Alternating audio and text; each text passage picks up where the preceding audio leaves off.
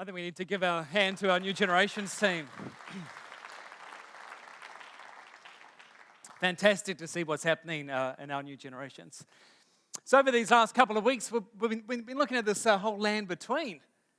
The space in our lives when we aren't where we used to be and we're not where we want to be. And we put ourselves in the sandals of these ancient Hebrew people who weren't where they used to be in Egypt, where they were once slaves. And they're not where they want to be in the promised land flowing with milk and honey, but they're in this barren, dry wilderness. And tried to camp on there a little bit to go, but what does it look like in these circumstances in our lives where we tend to be thrown into this land between two, where it's dry and barren and hard and difficult? There's a sense actually where all of the Christian life is actually this land between.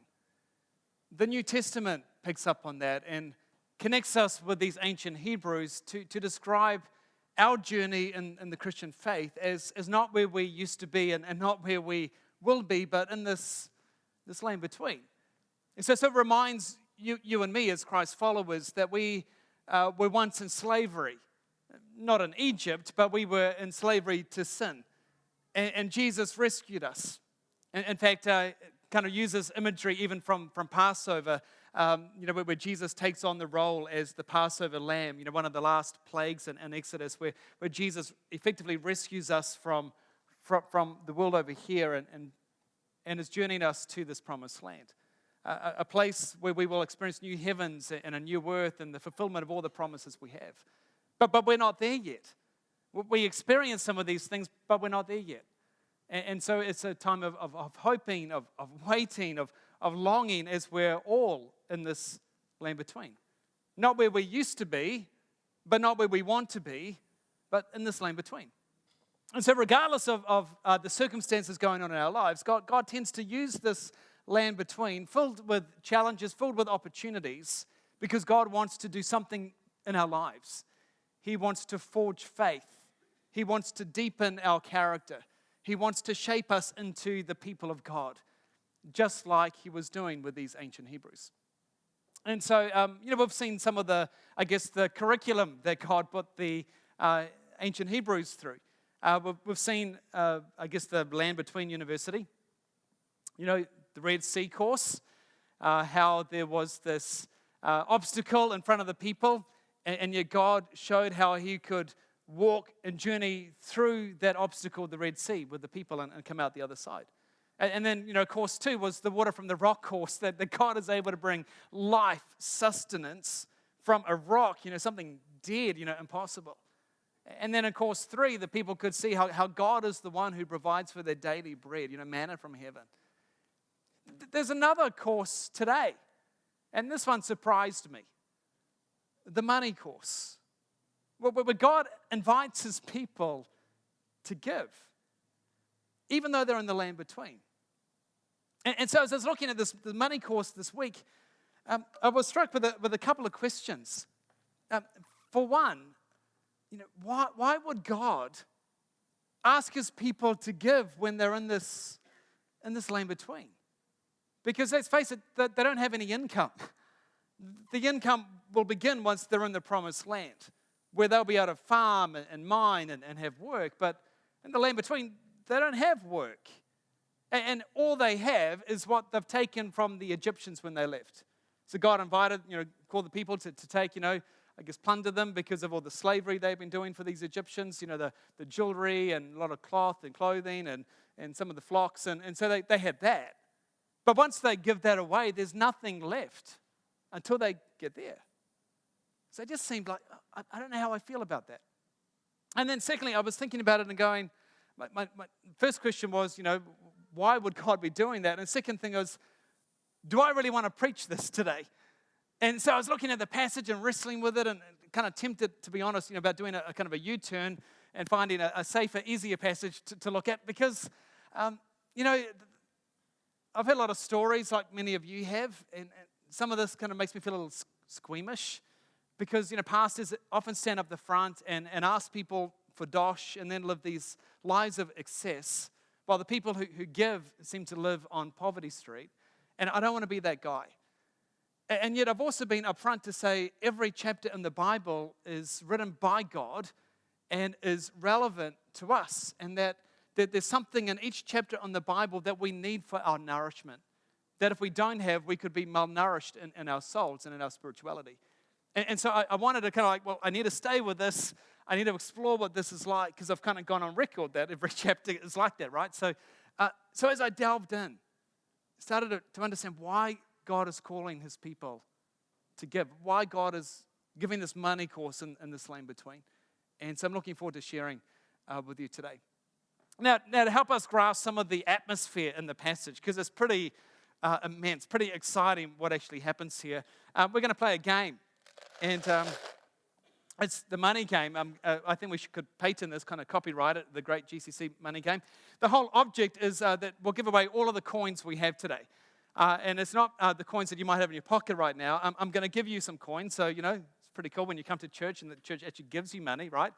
Don't get too excited, because just 3 10-cent coins each, okay? So at the very end of the aisles, if you could pass the buckets through, probably make a bit of a noise, but if you can take 3 coins each, so 30 cents each.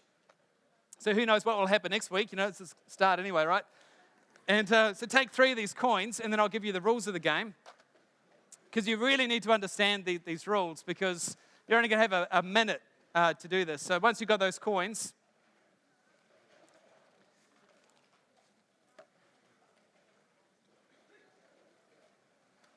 okay, so here are the rules of the game. Ultimate GCC money game, and the whole objective is you win by giving away each of the 3 coins. So hopefully you now have or will have 3 10-cent coins in your hand. You've got a minute basically to give them away. But there's some rules. First of all, you're going to give away 1 coin at a time. So you can't just take your 3 coins and dump them in someone's hand and win. You have to 1 coin at a time. Second thing, give to a person only once. You can't keep going back to the same person and giving more. Take a coin when it's offered to you. So if somebody's hand's coming out to you, giving you a coin, you have to take it as well. And fourthly, you can't receive a coin from a person to whom you've already given a coin. You can't just... Make sense? Okay, so you memorize the rules, understand it? Okay, so I'll do a bit of a countdown, and this is going to require a bit of moving around, a bit of noise, a bit of chaos, a bit of excitement. So countdown from 3. 3, 2, 1, go!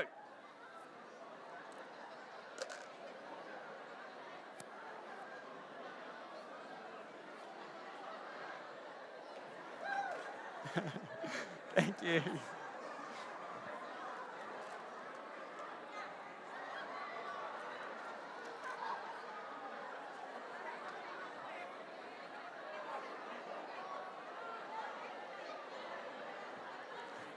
Thank you.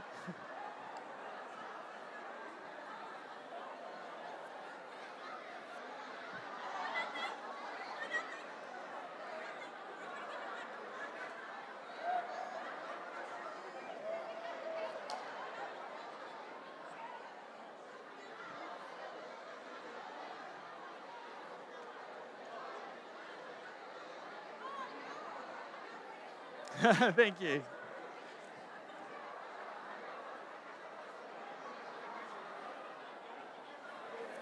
Okay, if you can grab a seat. Now, some of you are like way too competitive. You're like in there and you're giving things away in a short space of time. I've received quite a few coins up here myself, actually. You may have been, thinking to yourself, giving is not fun. But all of you seem to be having fun. Who would have thought that, giving away every single coin that's in your hand would actually be enjoyable? But you've just proven that it can be. And I saw you, you were really excited about that. You were like so hard to stop now, right? You're still trying to slide a coin to someone next to you. And you can hold on to them. We'll deal with those later because we'll kind of need those coins for later. Otherwise, we'll pass those around to ourselves. But hold them in your hands at the moment. But this is a glimpse of the atmosphere that's in our passage today. Because God invites the people to give, And suddenly there's like all this chaos, all this kind of enthusiasm, to a point where Moses has to stand up and say, time out, enough, stop the giving. I mean, crazy story. And so this is what's in our passage today. And it takes place in Numbers chapter 7. And, you would have thought that Numbers chapter 7 would, chronologically take place after Numbers 1 to, 3 through to 6. But it's actually more of a kind of flashback, taking the story earlier in its chronology. So last week, if you were here, we had this tent of meeting right in the middle of the room. And, we all had our tribes around, right, facing the middle, and remembered how God is to be at the center of our faith community. Chapter 7, though, is almost a flashback going back. Well, how did this tent of meeting, this tabernacle, come to be? And so it goes back and talks about how the people gave and how this tabernacle came to be built. So Numbers 7 has that, but we kind of need to go back to Exodus to give the full story. So we go back, and the people have just come out of Egypt. They've been slaves in Egypt. God has brought them through the Red Sea, providing manna, brought water from the rock. And then he invites the people to give. That's what we read. Let those with generous hearts present the following gifts to the Lord: gold, silver, and bronze, fine linen, and goat hair for cloth, cassia wood, olive oil for the lamp, spices. These are all things that were needed to build the tabernacle. And some of you might have thought that the tabernacle isn't, all that glamorous, not all that ambitious, but it's a pretty ambitious project. A lot of embroidery, needed all these poles, needed particular articles. I mean, the mercy seat alone was like solid gold. And the people have taken, jewelry and brooches and all these different things from Egypt when they left. And so God's inviting the people to give, even though they have no income.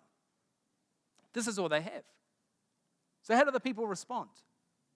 Well, all whose hearts were stirred and whose spirits were moved, those phrases come up again and again, that they came and brought their sacred offerings to the Lord. They brought all the materials needed for the tabernacle. Both men and women came, all whose hearts were willing. They brought to the Lord their offerings of gold, brooches, earrings, rings from their fingers, and necklaces. And they presented gold objects of every kind as a special offering to the Lord. They brought these things willingly. But they didn't just bring their stuff, they brought their skills as well. So we continue reading. All the women who were skilled in sewing and spinning prepared blue, purple, and scarlet thread and fine linen cloth. We read about the way God used other guys to teach skills to others. Because remember, this was a community of slaves that they knew how to work. They had different skills. And so they jumped in and they used those in the building of this tabernacle. So God invites the people to give. They respond with the enthusiasm that we've kind of just seen expressed here a few minutes ago. And this is what happens. But the people continue to bring additional gifts each morning. Finally, the craftsmen who were working on the sanctuary left their work. They went to Moses and reported, "The people have given more than enough materials to complete the job the Lord has commanded us to do." So Moses gave the command, and this was the message sent throughout the camp. Men and women, don't prepare any more gifts for the sanctuary. We have enough. And so the people stopped bringing their sacred offerings. Their contributions were more than enough to complete the whole project. So imagine the scene. It's crazy. God invites the people to give. They rally with the same kind of chaos and enthusiasm we just saw here. And they're like giving everything they have away to a point where the project managers are kind of becoming grumpy. People are bringing too much stuff. We don't know how to store all this. So Moses gets up and, time out. We've got more than enough. You can stop the giving. Amazing story. You see, the people are so excited that they have just been slaves in Egypt. And here's an opportunity for them to respond and to actually make their own choices because they haven't had that before. And show why they love God and how much they value what God has done for them. Now, fast forward to Numbers 7. The tabernacle has now been built and it's opening day. And so we read, on the day Moses set up the tabernacle, he anointed it and set it apart as holy. He also anointed and set apart all its furnishings and the altar with its utensils. So it's all kind of ready. Moses put the put the curtains up. It's opening day. And, at an opening day, you tend to bring, housewarming gifts. And those housewarming gifts tend to be, very functional gifts, right? They're things you put in the house. You might bring some groceries, or you might bring a frying pan or something like that. They're very practical type gifts. And so the leaders, first of all, come to Moses, and the whole leadership community has rallied around and said, well, we've got some gifts here. So they bring some wagons, for transportation of the things in the tabernacle. And so I'd imagine if, you're on staff at that time, one of the Levites or the priests, you're like high-fiving each other behind the tent and go, we don't have to carry all this stuff ourselves. At least we can use the wagon for a great chunk of it. They're all celebrating. And then the tribes come in and they're like, well, I know we've already given, but we want to give housewarming gifts too. And so each of the tribes comes up with a gift as well. They all get together and decide, well, what gift could we bring for a housewarming gift? So number 7 is all about these gifts. And in fact, it's the second longest chapter in the Bible because it records each gift that each of these 12 tribes brings over 12 days. And so on day 1, this is what we read.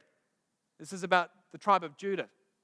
His offering, or offering from Judah, represented by this leader, consisted of a silver platter weighing, 3¼ pounds, a silver basin, both filled with grain offerings of choice flour and olive oil and gold container, young bull, ram, goes through and gives this list, right? Day 2 comes around, and it's Issachar's turn. Judah was, the eastern tribe, and then there was Issachar, and so Issachar's next on day 2. Judah gets together, put their heads together and go, well, what can we bring on the housewarming gift? And so we read what Judah brings, which this is day 1. This is day 2. The only thing that's changed is who the leader is. But it's the same gift, right? It's they've been listening in, watching what day 1 Judah brought. And so Issachar brings the same thing, silver platter, gold, flour, young bull. Guess what happens on day 3? Zebulun comes along and it's the same gift. And day 4, the tribe brings the same thing. Day 5, day 6, it doesn't matter which day it is. It's like the 12 days of Christmas, and except that it's the same gift every day. On day 1, my true love gave to me, silver platter, gold, some flour, and a male coat. Tell why I'm not on the worship team. But it's like the 12 days of Christmas, but each day is the same. And I sat back and I was thinking about this because, the second longest chapter. You would think it would just sum it up. That, and so this tribe did the same thing, this tribe did the same thing, but it goes at great pains to identify, day 1, day 2, day 3, day 4, and just keeps going on. That's why it's the second longest chapter, because it's told to us 12 times. In fact, it's actually 13 times, because the 13th time it just summarizes the whole thing, just in case we missed it the first 12 times. I think there's a point God's trying to make to us. God delights in each gift. It's like he's saying to his people, man, I love it when you give.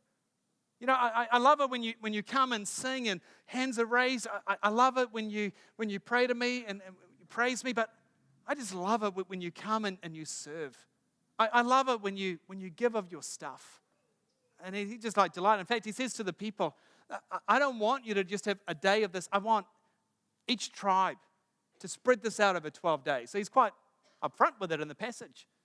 Yahweh said to Moses, 1 leader for 1 day. In case you missed it, 1 leader for 1 day. Let them bring their offering for the dedication of the altar. It's like God is wanting to savor these gifts. And it's my birthday in a couple of weeks, and my kids have been already, they get excited months before birthdays.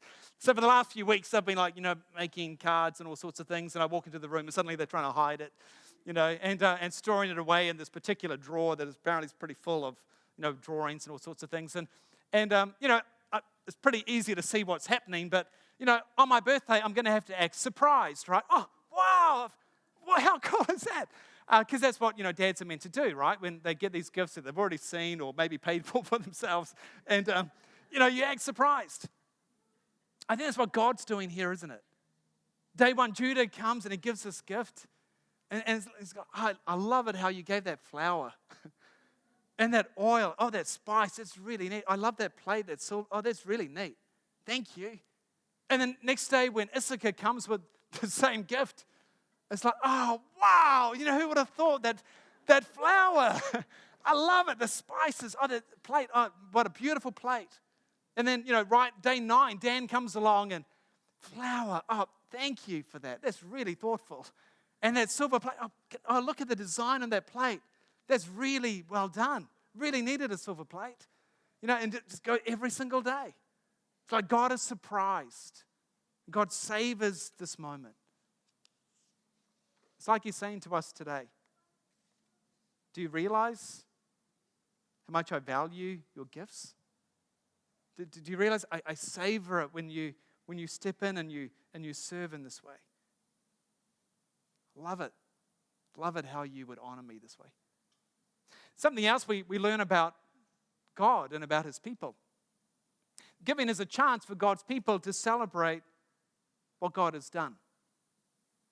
As I jumped into this chapter, as I said earlier, I was struggling with why is it that God asks His people to give when, they're in the land between. They don't have an income. And yet, it started to hit me how God isn't actually commanding His people to give it all. There's nowhere in these stories, nowhere in these passages here, where God commands His people to give. He's inviting His people to give. There's no pressure. There's no manipulation. There's no guilt. Just God simply giving an opportunity for His people to respond. And His people want to respond. Because they look back and they realize they were slaves in Egypt. And it was God who rescued them. That they were by the Red Sea and it looked again a hopeless situation, but God was the one who brought them through. They were without water, but God provided the water. They were without food, but God brought manna from heaven. And as the people sit back and reflect on all these things God has done, they get caught up with enthusiasm and excitement, and they step in and they want to give. And God is simply providing the opportunity for them. It's like God is saying to them, what value do you place on being set free? What value do you place on me guiding you through this impossible situation? What value do you place on receiving your daily bread? I don't want you to give out of guilt or compulsion. I just want you to give because you realize what I, God, have done for you. Now, my guess is that many of us have missed this. We give out of duty or pressure, or somebody at the front says something and it tries to pressure us into it, or we don't give at all. I think God is wanting us to give from excitement. So at one church I had something to do with a while back, a church primarily of young adults, and when they would announce the offering time, the whole congregation would just like cheer. And in fact, they called the offering boxes that went around, joy boxes. And it wasn't like a cheesy thing, although it might sound a bit cheesy, because, they'd announce it and people were just, cheering away. And I'm not saying we have to do that, though you can if you want to. But it's what I liked about it is this connection. Because often, we might clap after a song and thanking God, but I think our offerings are meant to be like this too. Just like the team here, when they're playing, are giving us an opportunity to worship and sing songs to God. Our offering is also an opportunity for us to worship and thank God with our stuff. Because God has been good to us, and it's this opportunity we have to respond. But what if you're not all that excited? We're not meant to like drum it up, pretend. I think God doesn't want that. I think it probably comes down to just reminding our hearts, reminding ourselves of what God has done. It might just be, today, you just write down some things of what God has done even today. The way God has provided for you physically, emotionally, spiritually, communally. These different ways. How God provided for you yesterday, last week, last year. The oxygen you breathe, the skills you have, the people around you. Just reminding you, because it's so easy to forget, isn't it? And we forget, it just becomes this drag. But when we realize this is an opportunity God gives us to show how much we value what God has done, responding to what God has done, it means that giving suddenly becomes this kind of excitement thing like we saw just a few minutes ago, as we are caught up in the moment. I think there's another thing this passage teaches us. Final thing I want to highlight. I think the reason God invites his people to give is that God is seeking to increase our faith in him and decrease our faith in our stuff.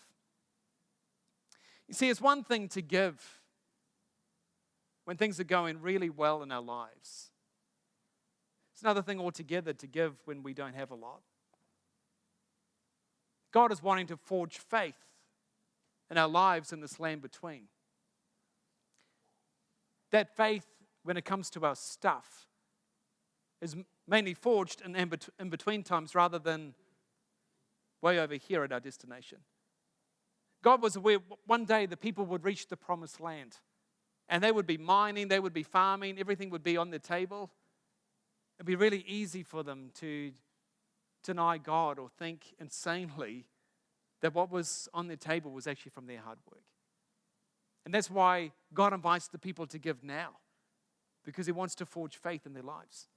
So Moses says later on, looking back over these 40 years, remember how the Lord your God led you through the wilderness these 40 years, humbling you and testing you to prove your character. He did it to teach you that people do not live by bread alone, rather than we live by every word that comes from the mouth of the Lord. For the Lord your God is bringing you into a good land of flowing streams and pools of water with fountains and springs. It's good, it's lush. It's a land where food is plentiful, nothing is lacking. It's a land where iron is as common as stone. Copper is abundant in the hills. You're going to be mining for it. You're going to be making things. You're going to have businesses over here. And when you've eaten your fill, be sure to praise the Lord your God for the good land he has given you. Remember the Lord your God. Don't forget it. He is the one who gives you power to be successful in order to fulfill the covenant he's confirmed with your ancestors. You see, when you put your food on the table at night and you're living a life of comfort, sure, you'll want more because we always want more. But it's so easy to forget that we were once over here with very little. And God is the one who provided for us over here. And don't you forget it when you get over here and you have actually more than enough.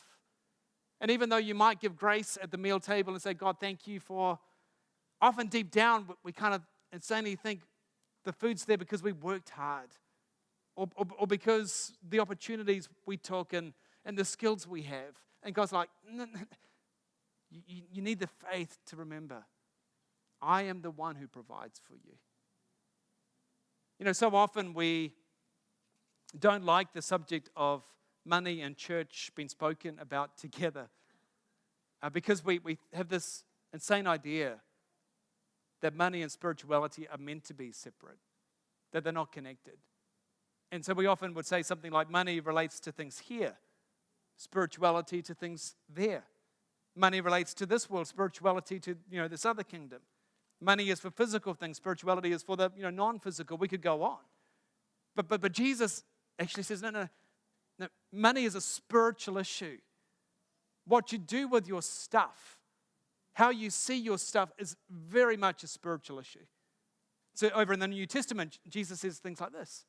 If you are trustworthy about worldly wealth, about money stuff, who will trust you with the true riches of heaven? Jesus connects it. Goes on and says, no one can serve two masters, for you will hate one and love the other. You'll be devoted to one and despise the other. You cannot serve both God and money. It's an interesting picture, isn't it, to serve money. I've never seen anybody, put an apron on and say, here you go, money. I've never seen somebody, take a timesheet and go, my boss, money. Or when Jesus talks about, the love of money, I've never seen somebody write a love song to money. Or to, write a little, love card or something like that. It doesn't happen. They're obviously analogies, and because they're pictures, we often don't think that's actually happening to us. But I think what Jesus is saying is, very easy for you to find your identity in this stuff and think you're somebody because you've got this stuff. And if you don't realize that money's a spiritual issue, you might actually start to find you're relying on money rather than God. And you might think because of the size of your bank account, you're secure in life. And God's like, no, you need to trust me. Or you might think the whole reason for getting up in the morning is because of building more money and more security. And God's like, no, I want you to trust me. See, our money is a spiritual issue. And so right at the beginning, in this land between, when God is wanting to forge faith in his people and wanting to shape you and me to be his people, he wants us to release our hold on our stuff and to increase our faith in him. You know, I remember a while back when my son Chase, who's now 6, was probably just a couple of years old. And one day he came running and screaming, or actually he was screaming and we came running to him. And he had his hand stuck in this vase. And we were trying to, pull it out, and it's like stuck there and it's not moving anywhere. And we're looking down and just trying to work out how in the world did you get your hand like stuck in this vase, and trying to grab soap and all these different things to get it out. And I was about to break the vase because we're having like no luck. And, he just wants to be freed of this vase and his hand's stuck. And then it occurred to me that the reason his hand's stuck is because his hand's in a fist. And in fact, it wasn't just a fist, but he was holding something in his hand. He put his hand in the vase because he wanted to get a toy that was in the vase. And so he had, put his hand in, which could actually go in pretty freely, grabbed the toy, but he just couldn't get the toy and his hand, out of the vase. And so I had to coach him through it to say, no, you need to open up your hand and release the hold you have of this toy. And then you can experience freedom. And that was pretty hard to do. But we got there. And I wonder if that's like you and me. I wonder sometimes if we have got stuck and we're not experiencing freedom financially because we're trying to hold on to something. And God says to us, I want you to just release it. You don't need to hold it so tightly. Just open your hand and you can experience freedom. I'll take care of you. In fact, I can even get the toy out of there for you too. But just will you trust me? Do you realize the money is a spiritual issue? Do you realize it's a test of your faithfulness, your allegiance, your priorities? Will you release your hold? God says, will you trust me more than you trust your stuff? Will you prove it to me? See, in the land between, God seeks to increase our faith in him and decrease our faith in our stuff. So how does this chapter end? The people have rallied around with much enthusiasm. The tabernacle has been built. Opening day comes and all these, housewarming gifts come. And then we read this. At last, Moses finished the work, and the cloud covered the tabernacle, and the glory of the Lord filled the tabernacle. And this continued throughout all their journeys. Do you see what he's saying? All the people gave, and then this tabernacle was at the center of the community. And once it was all finished, God chose to dwell in this place. Because of the generosity and the service of people, God came and he dwelt and he presided there and he journeyed throughout the land between from that moment on. And this pillar of cloud by day and this pillar of fire by night. And it's like God's reminding us, when people give, when people serve, God shows up. And there are fresh stories to tell of what God does. I see that all the time here. People give, people serve. And each week, each day, there's fresh stories to tell of the way people come into the saving relationship with Jesus. The way people are released from debt. The way people are connected into community. The way bitter hearts are transformed into forgiving hearts. the way selfish lives are transformed into generous lives. God shows up. And whenever God shows up, there are fresh stories to tell. And it often begins from community of faith stepping in to serve and to give in response to what God has done for us. Each week as we come around God's Word, I want us to take an opportunity to respond. And so today we have a couple of ways that we can do that response. First, we're going to take an offering. And so, obviously every Sunday we take an offering. Today it's after the sermon, not because we want to, pressure people to give, because we don't. But I want all of us to have the opportunity to put something in the bags as they come around. Now, all of you should have some 10-cent coins in your hand, at least. If you don't, turn to the person next to you so you can have one. I'm sure they'll share it with you. Many of us give by APs or through other means. And often, if you're like me, you often don't have that tangible expression. And so today I want to give you that opportunity that when the bags are coming around, you can actually place that in the offering bag to remind yourself, to say, God, I'm here, I'm doing this because I'm just so joyful I get to do this. Look, God, at what you've done to me. And in my serving, in my giving, I want to do that to you. Or it might be as you put that coin in, it's your opportunity to say, God, I'm not all that regular with my giving. In fact, I don't know if I've ever done it. I'm not all that regular with serving, but I like to put this in as a symbol today, God, of saying, I am going to begin this regular way of giving or serving here because of what you have done to me. So, we're going to take the offering bags, take an offering, and it's going to be part of our ways of responding today. Straight after that, we're going to take communion. We'll pass the bread and the cup around. And I like the way that they're connected because, we give because God has given to us. In fact, the Apostle Paul, when he had this appeal for giving within the Corinthian church, he finished his appeal with the phrase, "Thanks be to God for his indescribable gift."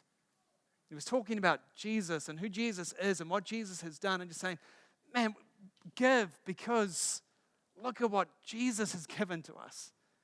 And so as these bags come around, we celebrate and worship through our offering, and then we'll take communion and again remember and savor the rich generosity of God towards us.